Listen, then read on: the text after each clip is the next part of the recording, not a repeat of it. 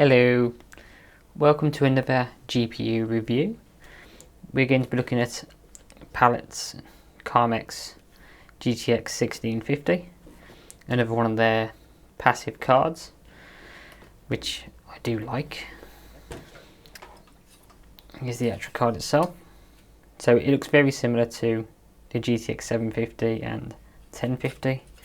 There's some slight differences, but overall it's about the same. Now, this card was originally released in, well, mid-2019, but good luck in actually getting one. They didn't actually hit the market in the UK until mid-2020, and in some places it was much later.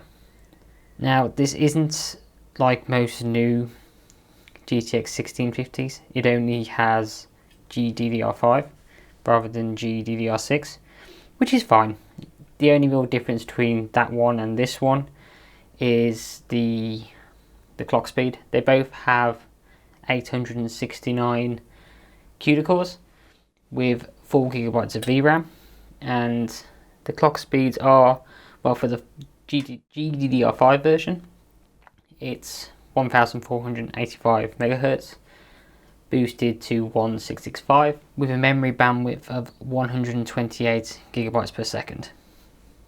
Whereas the GDDR6 version has a lower clock speed of 1410 boosted to 1590, but it has a higher memory bandwidth of 192 GB per second. So this will be slightly slower than of ones that can be purchased at the moment, but realistically it's not going to be massive. It's a shame, but I think the thermal budget with being passive, I think GDDR6 would probably be a bit too much. So on that note, it's worth pointing out that I'm not expecting phenomenal performance from this card. It should be on par with pretty much a reference version of the card, which is fine.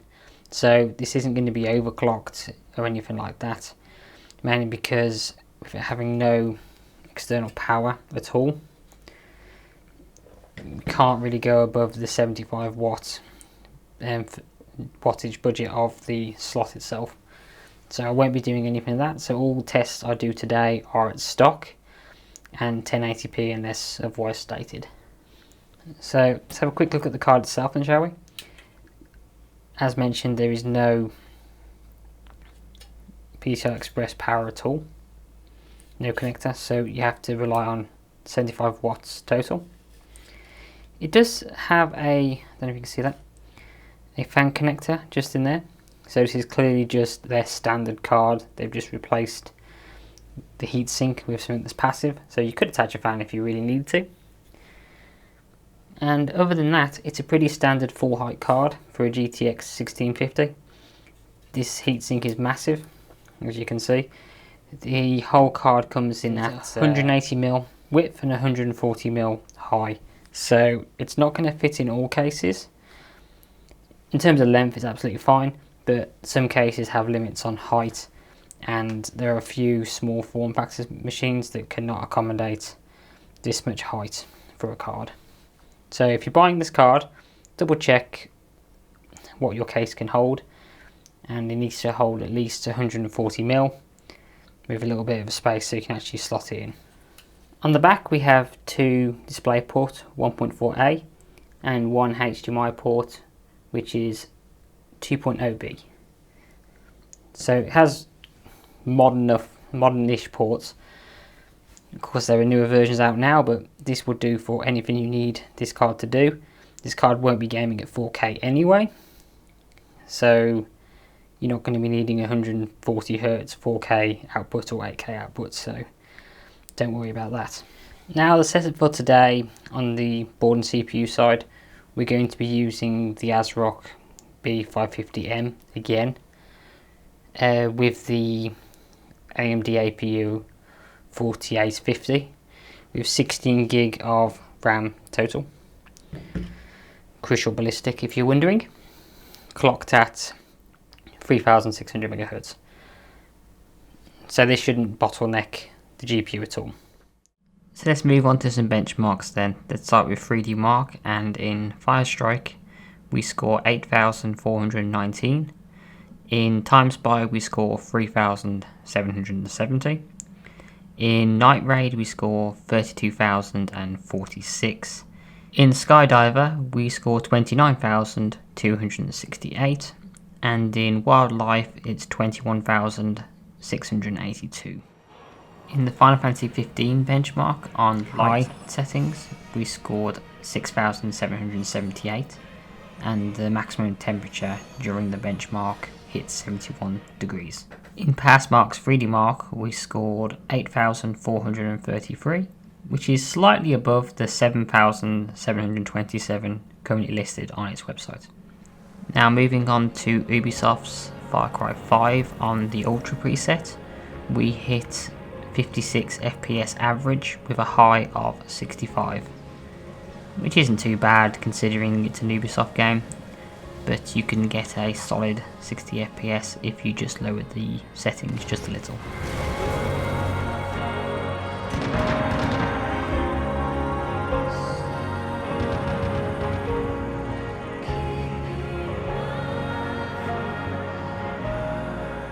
Next, let's look at some games then, shall we? Here we have Apex Legends running on maximum settings with 4GB textures, and we get pretty good performance. We get an average of 61 FPS throughout the length of this very short match, and a min of 49 and a max of 75, so more than playable on its highest settings.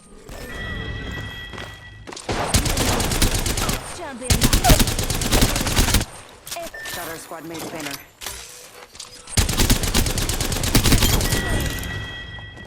Enemy taken out. Nice work.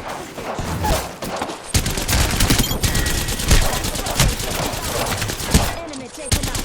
Good kill.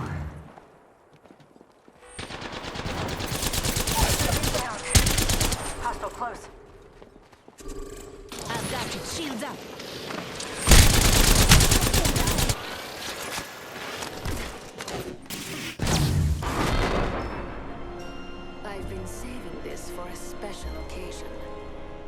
Next we have one of my favourite games at the moment, which is Baldur's Gate 3. This is on ultra settings, and we get a pretty good performance of 38 FPS average with a minimum of 26 and a maximum of 56. So perfectly playable for this type of game, and well worth checking out. It's certainly improving with every update they release at the moment.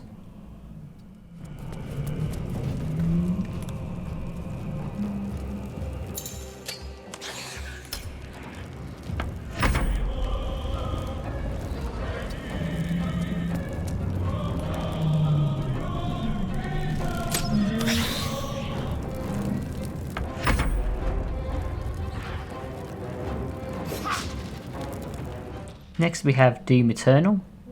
Was unable to get MSI Afterburner running on this for some reason. It stopped working since the last update. But we get reasonable performance. We're running on Ultra and with I believe high textures because of the 4 gig limit. And don't have average stats, but it's running very well with I would say above 60 FPS. Maybe, well, I think there's a few dips that drop below 60, but pretty solid from what I was playing on this little bit here. So well within the limits of playable. So if you've got this card, you can certainly pick up the latest Doom.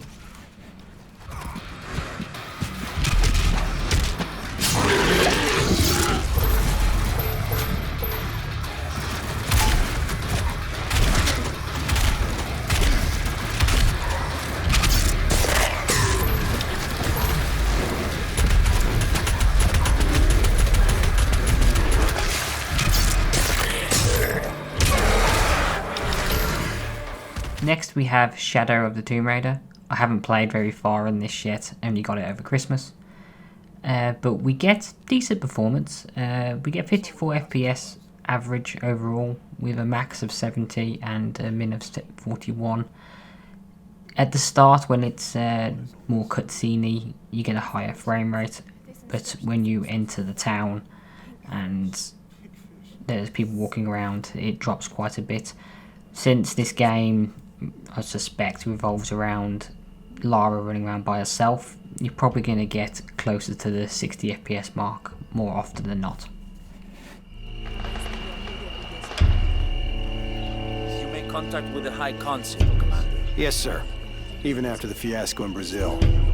No one questions your leadership of the organization. You've come too far to stop now. Yes, sir. They're ready for anything. Pardon.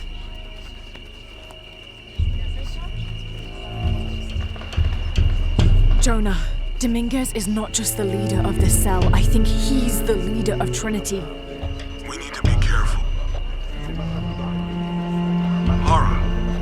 Yeah, I heard you.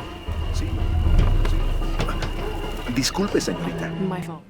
Now, another game I picked up recently was the remake/remaster of Mafia. Brilliant game if you haven't played it. And this runs about as well as I expected, being the newest game on this list, or at least the most intense. We get about an average of 38 FPS with a min of 27 and a max of 49, which, you know, pretty playable. And once again, this is on the highest settings, so you can easily just knock it down a bit and get some much better performance overall. So yeah, well worth checking it out if you've never played the original. It's a very fun game. What the hell are we doing? Just sit tight and pray.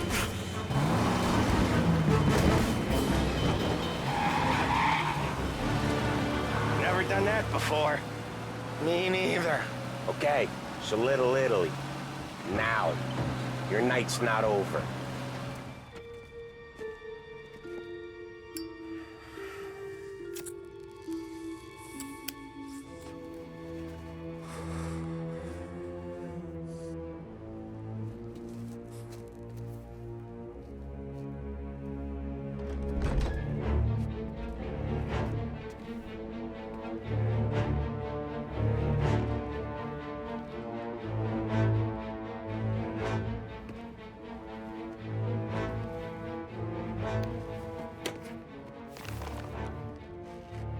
Compensation for your services.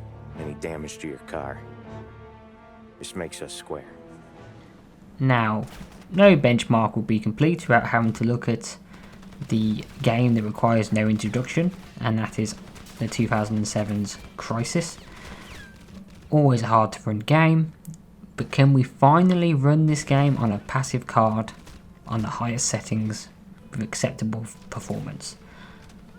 Well, as you can see here, we get an average of about 59 FPS, and yes, I would say that is perfectly playable for this game, because it was never known to have a stable frame rate even on the best card back in the day. So yeah, you can finally play Crysis on a passive card. It's only taken 13 years, but we're finally here, so yay.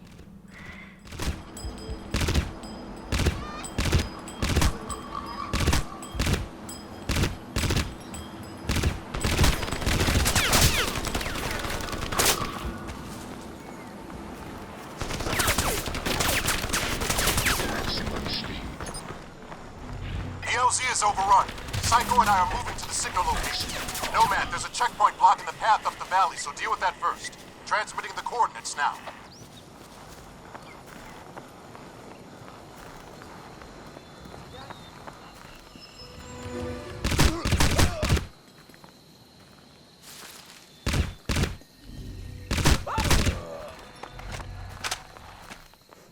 Well, there we have it. This card has performed, in my opinion, quite well. It has hit a good frame rate at 1080p even in the most modern games that I've tried, which, you know, is no massive surprise since 1080p is what this card is aimed at. The biggest letdown, of course, is the VRAM.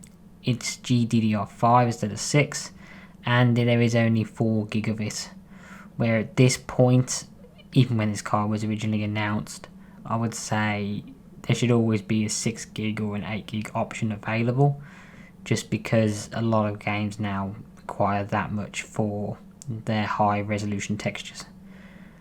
And it's something AMD's been doing for a while now.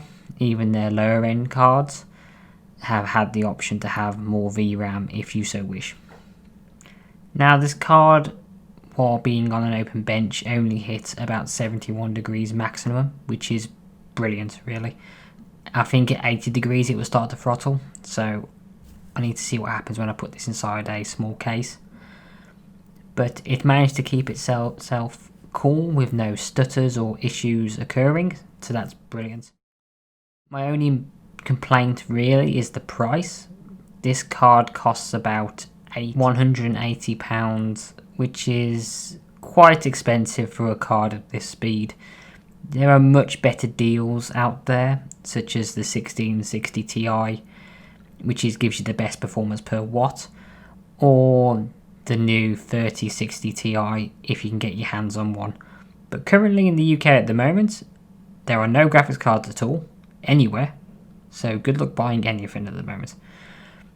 The best bet is second-hand cards off eBay if you're that desperate.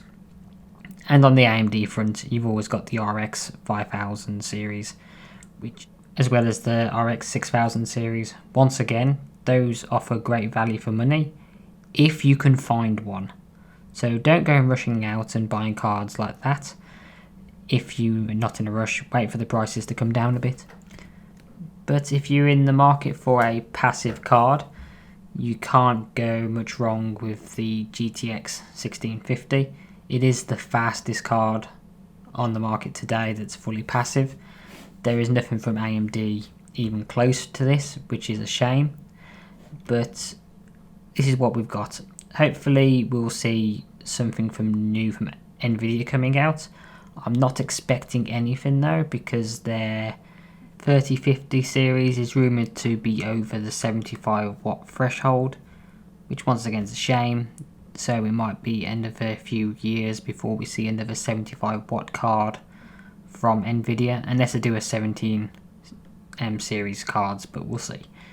So we're kind of stuck with the 1650 at the moment, which is great, it's a fine card. But I hope you all found this informative, and if you've got any questions, please leave a comment below.